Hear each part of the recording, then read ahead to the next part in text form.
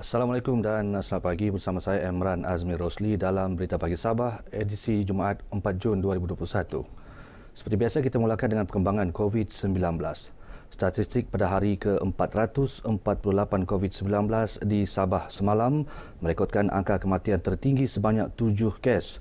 Sehingga kini 479 kes kematian direkodkan di Sabah.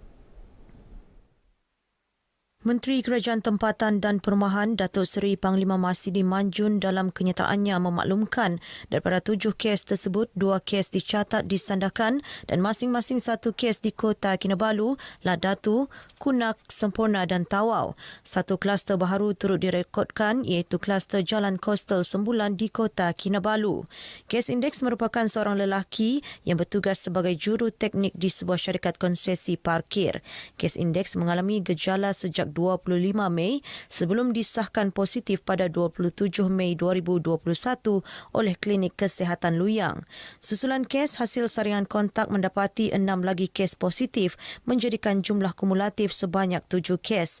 Berdasarkan siasatan awal, penularan jangkitan COVID-19 berkemungkinan merebak di kawasan tempat kerja. Semalam Sabah mencatatkan 203 kes jangkitan baharu COVID-19 yang menjadikan jumlah keseluruhan meningkat kepada 63,019 kes. Setakat ini Sabah mengalami tren penurunan sebanyak 2 hari berturut-turut. Bagaimanapun, daerah zon hijau semakin berkurangan dan menunjukkan adanya jangkitan baru sebagai tanda kebarangkalian berlakunya ketidakpatuhan SOP. Sabah kini merekodkan hanya 3 zon hijau, 7 zon kuning, 1 zon jingga dan 16 zon merah. Sementara itu, Kerajaan Negeri bersetuju melaksanakan Perintah Kawalan Pergerakan diperketatkan PKPD di Kampung Sugut, Penampang, 4 lokaliti di Tawau iaitu Taman Milenium, Taman Wawasan, Kawasan Semarak, Kampung Jawa Kongsi 10 dan Kampung Pengaraban di Kudat berkuat kuasa esok sehingga 18 Jun. Manakala PKPD di Kampung Pisang Tawau dan Kampung Indani Semporna ditamatkan hari ini. Universiti Malaysia Sabah UMS sedia melaksanakan pemberian 1,000 dos vaksin sehari menerusi program imunisasi COVID-19 kebangsaan. UMS adalah antara 19 universiti awam dan institusi pengajian tinggi IPT yang disenaraikan sebagai pusat pemberian vaksin PPV. Naib Chancelornya Profesor Datuk Dr. Taufik Yap Yun Hin dalam kenyataan memaklumkan pemilihan UMS diharap dapat mempercepat pemberian suntikan vaksin COVID-19 di negeri ini. Kementerian Pengajian Tinggi telah menetapkan 1,000 dos suntikan sehari kepada Hospital Universiti Malaysia Sabah bagi mempercepat proses vaksinasi dalam kalangan masyarakat. Inisiatif PPV di Universiti Awam dan IPT itu mampu memberikan 14,400 vaksin sehari atau 432,000 vaksin sebulan di seluruh negara. Profesor Datuk Dr. Taufik berkata sejak daripada awal COVID-19 dikesan, UMS telah terlibat secara langsung dalam membantu kerajaan negeri mengekang penularan pandemik tersebut termasuk menjadi pusat ujian sampel COVID-19.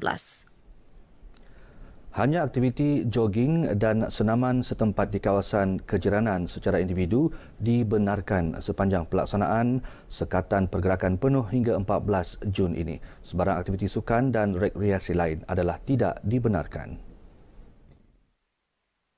Menteri Belia dan Sukan Sabah Dato' Elron Angin menegaskan mereka yang ingkar prosedur operasi standard SOP akan dikenakan kompaun oleh pihak berkuasa tempatan.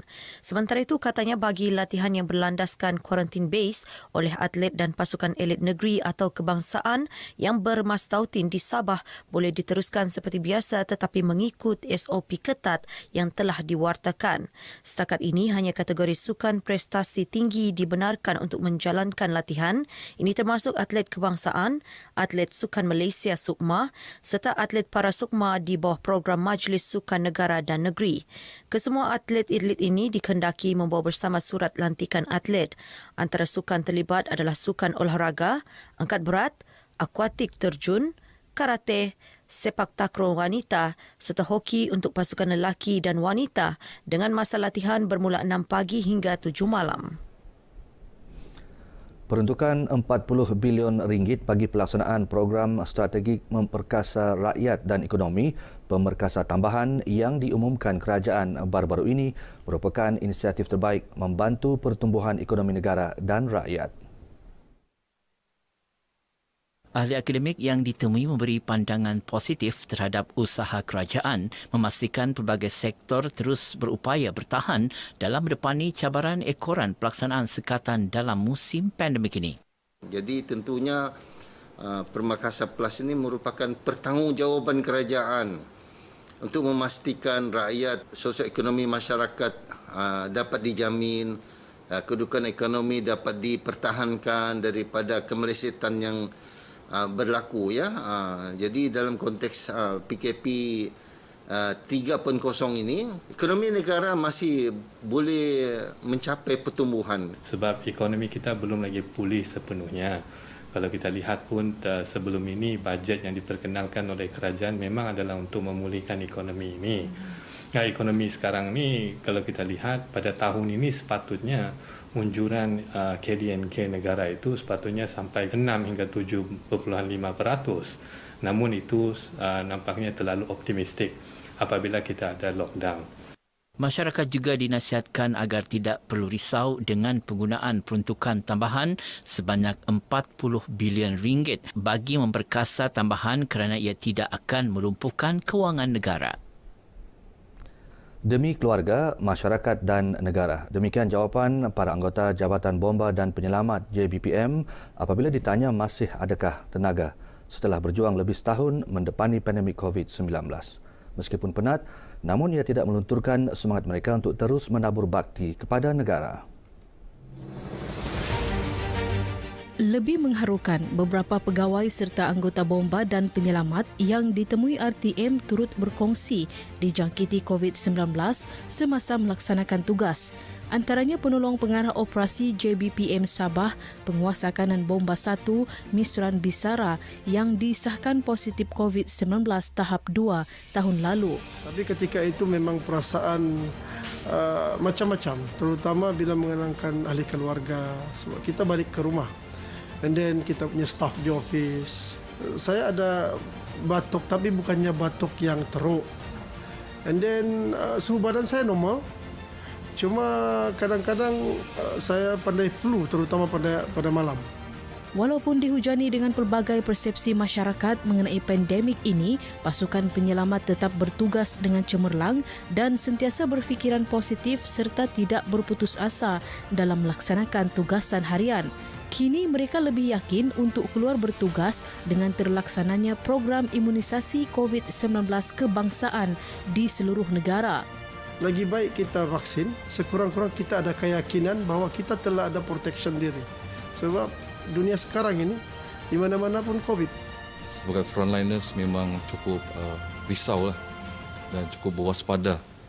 Dan semasa kita menjalankan tugas kita tu pun, kita bukan 100% fully lah.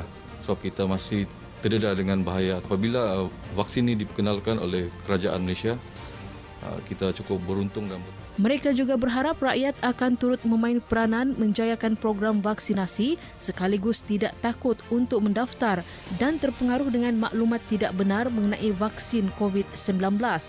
Kita rasa takut juga, biarpun KKM cakap dia cuma simptom pertama, tapi perasaan takut tu masih ada. Saya kena fight benda tu dari segi mental dan fizikal. Kalau saya semua demam, saya akan macam buat workout kat sikit di rumah biar berpeluh, buat apa yang sepatutnya. Statistik vaksinasi negeri Sabah setakat 2 Jun menunjukkan jumlah kumulatif yang telah mendaftar untuk vaksinasi ialah sebanyak 565,621 orang bersamaan dengan hanya 19.3%. Kini rakyat juga memain peranan sebagai barisan hadapan dan pastikan mendaftarkan diri untuk vaksinasi bagi merealisasikan sasaran imuniti kelompok. Lindung diri, lindung semua. Sarifah Munazrah Sarip, RTM. Pelbagai pihak terus tampil membantu keluarga yang terjejas pendapatan berikutan penularan pandemik COVID-19 sejak tahun lepas. Terbaru, sebanyak 400 bakul makanan diagihkan Brigade Negaraku secara serentak di 5 daerah di negeri ini. Setiausaha Brigade Negaraku Negeri Sabah Syazrin Asri berkata ia dilaksana di Kota Kinabalu, Papar, Kudat, Tawau dan Kota Belud. Program tersebut merupakan agihan fasa pertama manakala fasa kedua akan dilaksanakan Jumaat ini. Bantuan dihantar terus ke rumah penerima terlibat.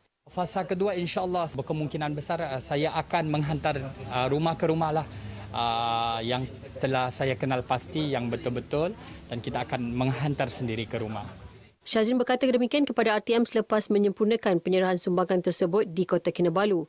Beliau berharap lebih banyak badan bukan kerajaan NGO tampil menyalurkan bantuan kepada golongan memerlukan. Seramai 119 petani koko mengalami kemusnahan dengan anggaran kerugian sebanyak RM290,000 akibat musibah banjir di Tenom dan Keningau baru-baru ini. Bencana pada penghujung Mei lepas itu menghanyutkan rumah serta hasil tanaman petani terlibat. Bagi meringankan beban petani berkenaan, Lembaga Koko Malaysia LKM menyumbang bakul makanan berisi beras, minyak masak, tepung dan lain-lain melalui program bantuan banjir prihatin yang dilaksana mengikut prosedur operasi standard SOP ketat. Petani terlibat antaranya di Kampung Inubai, Kalasasan, Sindungon, Gumisi dan Kampung Maugus di Tenom, Kampung Transpegalan di Keningau serta Kampung Lanas, Pinipi dan Kampung Seri Aman di Suk. Turut serta dalam program ini pengerusi LKM, Dr. Ali Akbar Gulasan dan Ketua Pengarah LKM, Dr. Ramli Kasin. Banjir pada 19 Mei hingga 24 Mei lalu telah menyebabkan hampir 95% perkampungan di Tenom terjejas dan ribuan penduduk terpaksa dipindahkan ke pusat pemindahan sementara.